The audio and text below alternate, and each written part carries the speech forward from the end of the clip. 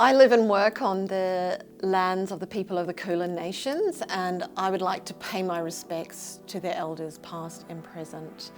I'm thrilled working at the Monash node in CEVAW to have an opportunity to engage with senior leaders and elders of the Bunwarong Nation.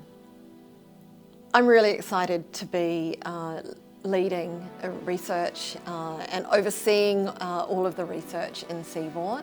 And as we finish our second year of research, it's really exciting to see the variety of research, but also the connections across the work streams and pillars, all of which are working to better understand the causes, contexts, effective responses, and Indigenous context of violence against women.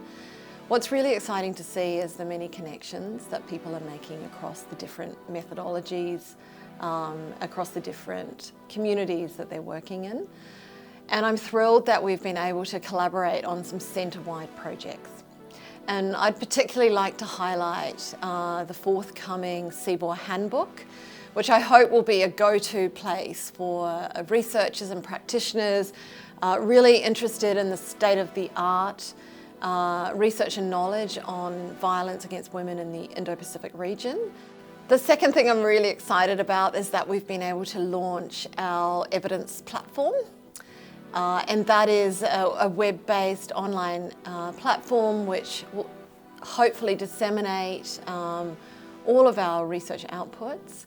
But not only that, it ensures that all of our outputs are open access, fully accessible, but that they also promote interactivity with data, with knowledge products, so that our stakeholders can use them for their own purposes and definitely for their own advocacy to promote awareness, but also resources to support responses to and prevention of violence against women. And within the evidence platform, of course, we have developed a Women's Safety Index. And the Women's Safety Index, importantly, is the first index to really consider the impact of shocks on women's safety. And in the index, we consider the impact of various kinds of disasters. Some of those disasters may be induced by climate change. And we also consider the impact of conflict shocks. And I would be hoping that in 2026, people start to build on the index, add to it, contribute subnational and situational analyses using the data, so that we can continue to promote women's safety and solutions to enhancing and improving women's safety.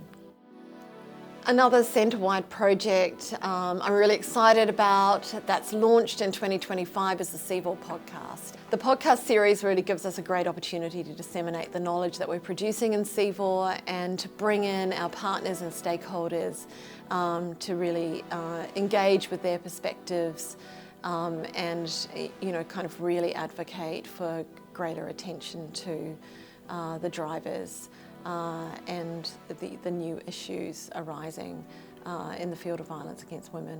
So for 2026, I'm really excited about connecting our research to our communities and enhancing those pathways to impact so that we can really accelerate efforts to reduce violence against women. One of the ways we're going to be able to do that is our international symposium that's planned for November 2026 in Fiji in the run-up to the 16 days of activism on violence against women.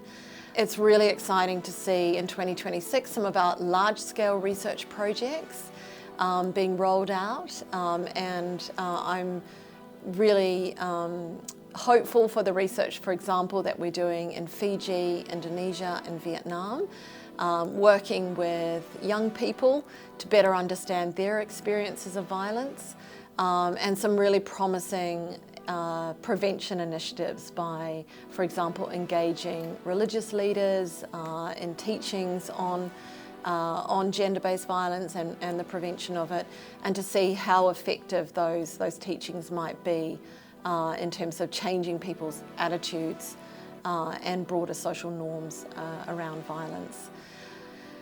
We're really lucky to have some incredibly engaged partners in Fiji, particularly the University of South Pacific, Fiji Women's Rights Movement, and so we're hoping to be able to co-host this symposium with them and to really ensure that our key messages are widely, broadly shared across communities as well as across our CEVAW network. I'm working myself really closely with the Asia Foundation in Southeast Asia, in Laos and Cambodia, and they are delivering some really important programs which are designed to empower women in particular to be decision makers in their communities, responding to insecurities, including responding to gender-based violence. And by researching alongside them, we're hoping to be able to monitor the impact of those programs and to see the change in the communities and to see the opportunities for further reducing violence. But we're also learning a lot more about how communities understand the problem. We're understanding about how to sensitively do the research, especially in contexts which are quite restrictive. And our partner is also learning how to generate knowledge that is rigorous, that is survivor-centred, but that is knowledge that can therefore inform greater investments in efforts to reduce violence. In 2026, we are actually engaging in a collaboration with another Centre of Excellence, the ARC Life Course Centre, headquartered at the University of Queensland, and we're going to be looking at ways that we can explore and promote ethical and responsible use of generative AI.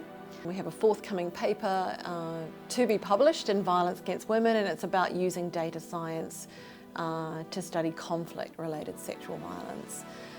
And there we experimented with machine learning and generative AI and found that generative AI in particular could actually analyse thousands of media reports and identify some key attributes of violent events and help us understand the patterns of sexual and gender-based violence in conflict settings. So this workshop with another Centre of Excellence is an opportunity for people to think creatively about how it could be useful in their research and what would be kind of some really ethical guidelines.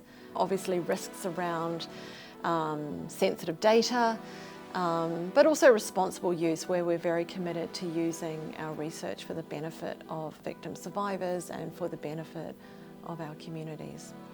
At this point in time, 2025, where we do see such a pushback, such a backlash against women's security and rights in so many contexts around the world, it's even more important to be working on this problem, to be part of the solution, to be collaborating with colleagues in other countries, with partners who are also committed. I'm particularly passionate about working on Afghanistan, where I think the situation is particularly egregious for women and girls, and simply where there is no recognition of violence against women, there are no institutions which women are able to report their experience of violence to. There is no psychosocial support, health support. There's no opportunity for women to really be part of institutions and to have their views and perspectives shape the society in which they live. It became clear to me that this is a context in which women's protection, what is called women's protection and what are called women's protection centres, are in fact prisons for women, and they're actually set up to imprison women who are unaccompanied, who do not have a male guardian, who do not comply with the more than 100 restrictions targeted at women and girls. And that if we don't work on raising awareness about the types of sexual and gender-based violence occurring systematically in Afghanistan, which many Afghan women have coined a system of gender apartheid, then simply there will be impunity for this generation and the next in that country. We think that violence against women is a problem that really deserves a significant investment.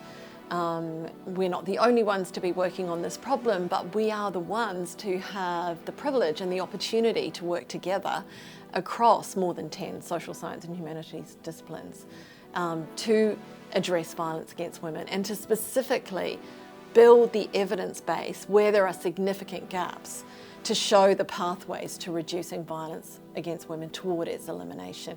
And all of us in CEVAW are committed to contributing to the elimination of this problem. Peace, democracy, sustainability, prosperity, all of these societal and global goals cannot be delivered, cannot be reached without addressing the significant problem of violence against women. Women are more than half the world's population, and harnessing the talents and capacities of women is vital for all of our communities. If women aren't safe, then really no community is safe.